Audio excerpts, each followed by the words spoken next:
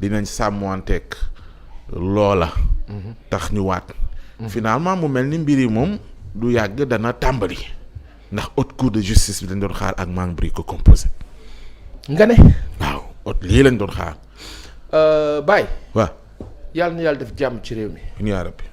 yàlla na fi yàlla def barke. min yiw ak xéewal. yaa rabbi. Pape ba tey ba sànq ñu ngi ci contenant. élection après élection voilà assemblée bi le PM l'a dit hier am na nu ñu doon taxawee peut-être duñ fi nekk naan dañuy defaat élection. parce que ouais. cette histoire de motion de censure. Ouais. moo jur. tu vois un peu. on aurait pu irresponsable la ko tuddee. alors que on aurait pu foofu laay wax parfois opposition xel baax na de. bañ a dem rek ci. doole. mer confrontation. parfois gis nga Pape haute civilité. haute civilité ak am solo parce que haute civilité mooy dem ba ñu nekk ci hauteur ci dépassement ci kii. waaye. haute civilité par exemple dina indi lenn dina indi wekk fonk dana indi mu rafet comme on dit. mais am na loo xam baa ko ñaawlee rek dafa. day ñaaw te boo xefee gàcce gu gudd lay doon mardi si on a vu. ouais. Par contre, il y a quelque chose de bien dans l'ensemble, toujours par rapport au contenant, c'est que Sénégalais yi ñu ngi dépassé benn niveau bi. Hier, quand on a vu l'Assemblée, ouais. malgré tout, on sent 130 députés du PASTEF qui sont aux anges, qui se sentent bien. Une partie de l'opposition, ou l'opposition en général, qui était là, mais qui n'était pas mise mal à l'aise. Elle était à l'aise. yaa ngi daw di dugg te dinaa ñëw ci yow sa enseignement yu mag yi ci loolu. mais dama bëggoon wax ni seen mission ñoom ñiy soog a installé du yomb de. ñiy soog a installé oui ci haute cour bi. contenant bi ci laa nekk. ñu ngi leen di door a installé. il faut constater. On constate. Que voilà c'est adopté maintenant naturellement de façon traditionnelle. oui. On continue le processus suit son cours. Alhamdulillah na affaire yi bar. sànq yaa ngi may laaj ku koy jiite mel ni da ci am solo suñ ne procureur Aliou Ndao. Alhamdulillah Abdou Mbow. waaw dedans c'est élégant. ak yeneen et c'est normal aussi yow.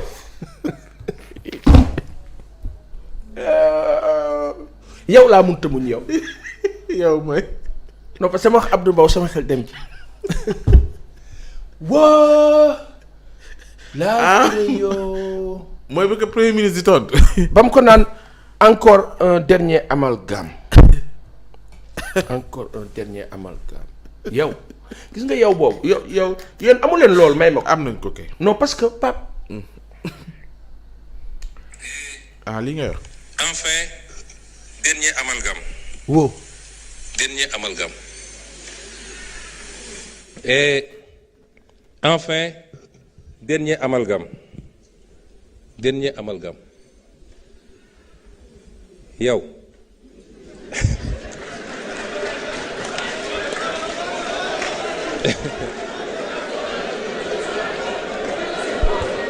S'il vous plaît, s'il vous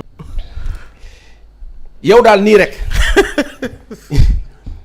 doo baax yow nii rek yow kilifa bi Mbaw Abdou Mbow nag moo nar a neexal assemblée bi incha allah. tàmbali na ko yàlla na yàlla sàmm ka non pas avec le sourire pour dire que j'adore ça. ah oui heureusement ah oui, ba pare du nit bu méchant. du méchant et j'adore cet aspect là. Pape ñu ni neen la non Abdou Mbow Abdou maa ngi lay nuyu Abdou nuyu nañ la. oh ak reeju neex waaye Abdou baax nee na ko yow non xam nga loolu mooy yow ak la ma la waxoon ak na ma la ko waxee woon ak la ma la dénkoon ak la nu waxante woon yépp yow nii rek yow daal nii rek mais PM ratewu ko de ay mauvaise foi lu nekk qualificatif bu ne dóor xam nga on a un premier ministre très taquin.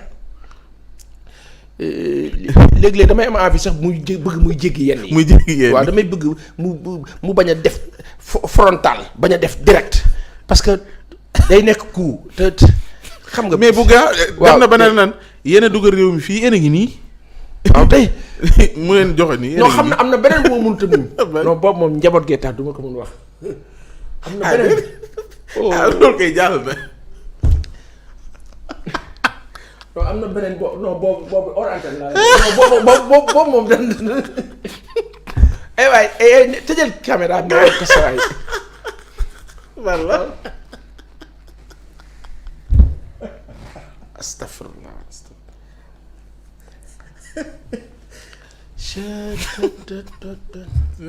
yàlla na fi yàlla def jàmm.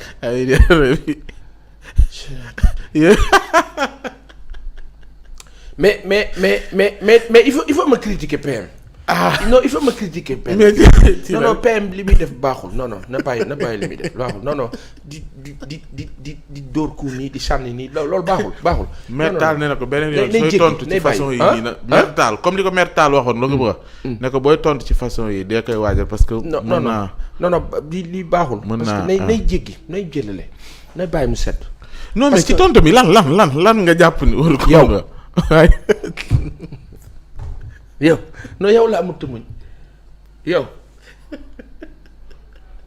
ak nuyonte ba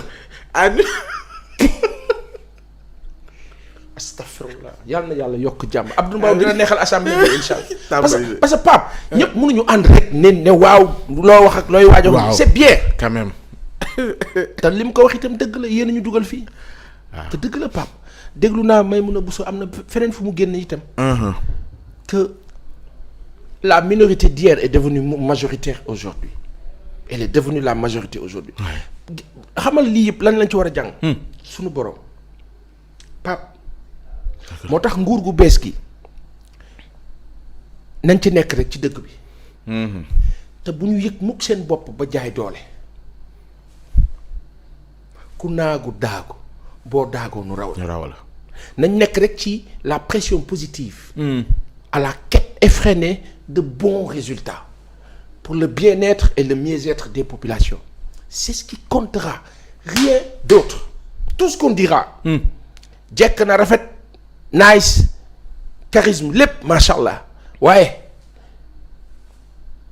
résultat bi et maintenant il y a une chose Pape yaa ngi wax installation haute cour yaa ngi wax dama bëggoon balaa may ñëw sax ci DPG bi ak sa grands enseignements bi Abdou Mbow yaa ngi koy tudd sànq moom it ci anam gi nga xam te noonu la gouvernement bi engagé tey ba projet de budget bi jàll li mu jàpp mooy le premier ministre ci boppam en personne comme ni ko constitution bi ci article 86 alinéa 6 waxee nekkul nee na ci moom ci dégginam du bataaxal mais un premier ministre buy teew engagé tout le gouvernement li mu d'accord mooy anam gi ñu ko defee président assemblée nationale lire ab bataaxal bu bàyyee ko ci premier ministre. ça peut se comprendre lépp loo xam ni yoon loolu la tëral ne nañ ci doxee mu nekk constitutionnel nekk loo xam ne mooy sunu ay réglementation et surtout règles de l'assemblée et autres bu fekkee ni loolu la article bi wax précisément insister ci PM noonu la war a doxalee maintenant il y a une chose mooy on dira toujours qui peut le plus peut le moins et tant qu'on a la possibilité si c'est permis aussi il peut quand on a le choix on peut agir ainsi est-ce que dégg nga wax bi dama la ne bu fekkee loolu la yoon wax comme ni mu ko waxee na PM def loolu moo di yoon wees na nag waaw bu fekkee ni nag tam PM bi am na choix bi nan ko nangul mais au-delà Pape toujours dans le compte Sénégal depuis 1960 ba tey Pape ci contenant lañ nekk de newuñ ci contenu maanaam tout ce qu'on fait mais ñu ngi toujours Pape seetlu li ñoo wax c'est comme quand on parle de la déclaration de politique générale mais Pape ça vient de Charles de Gaulle c'est la 5e République parce que France def na ko donc foog ñun ñu def ko imagine-toi déclaration de politique générale c'est ce qui a été dit ci Vision Sénégal 2050 c'est ce qui a été dit en campagne électorale c'est ce qui a été dit sur les 10 ans par exemple du PASTEF en pré-annonce et annonce bu ñu waxee dëgg rek te yàlla tax. c'est tout ce parce que référence am yu bëri démb. day tudd livre am ba solution. wala mu tudd yoo xam ne parce que ce sont des généralités yoo xam ni après cette vision là est venue pour préciser au-delà de ce qui se fait sur le mandat de 5 ans ak lii dem après mais Pape. tout ce qu'on a entendu hier via le PM lu ñu yàgg dégg la après la matérialisation peut-être moo ko fa indi pour wax nit ñi ne nii lañ nar a doxalee mais nañ nar a doxalee conseil des ministres yi fi jaar yëpp depuis le mois d'avril mu ngi kaa wax ñu ngi see dox moo xam bari na moo xam bariwul moo xam baax na moo xam baaxul un temps soit peu boo ma laajee man ma ne la jusqu'ici il se passe de bonnes choses mais qui sont peu visibles de très bonnes choses mais qui sont des décisions ont été prises Pape soo ma nee par exemple ce qui a été décidé sur le littoral une excellente décision mais genre ces prouesses là pour man dafa laaj même le service de communication du Mame Ngor Ngom Mankan Gouv ak les équipes de com yi nekk présidence ak fépp dafa laaj ñoom ñu gën a nekk ci terrain bi pas par des communiqués balancés. Oui, parce que yaa ngi gis ñu def effort yooyu. Oui, c'est-à-dire il y a toujours un compte rendu visuel moo xam visuel moo xam dans les réseaux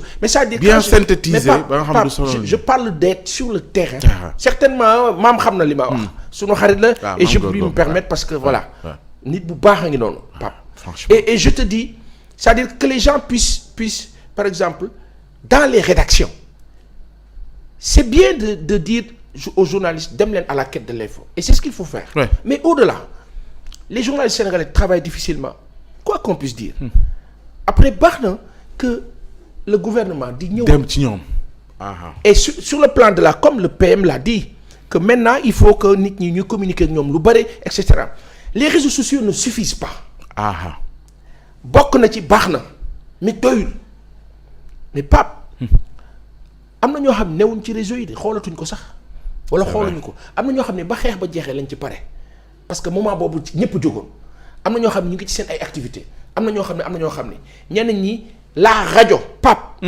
la rajo est peu utilisée dans ce pays alors que ou mal exploitée mais Pape tu as un flux de plus de 2 millions de Sénégalais qui rentrent à Dakar le matin qui sortent le soir et qui sont en voiture qui ont leur téléphone les écouteurs donc le visuel seulement bu fekkee da nga concentré wu doo ci nekk la radio est utile ainsi idem pour la diaspora les productions de radio Pape qui doivent servir ca jamono daan nga dégg reeni koom-koom suñu bàyyi Abdelkader Joxaane daan ko def parce que sur la politique de Senghor et de Diouf dañ doon sàkku waxtaan ak baykat yi diisoo ak baykat yi diisoo ak sàmmkat yi le volet agricole etc. Après, tu te rends compte que c'était de la communication au-delà de l'info. Et ça doit encore se sentir. La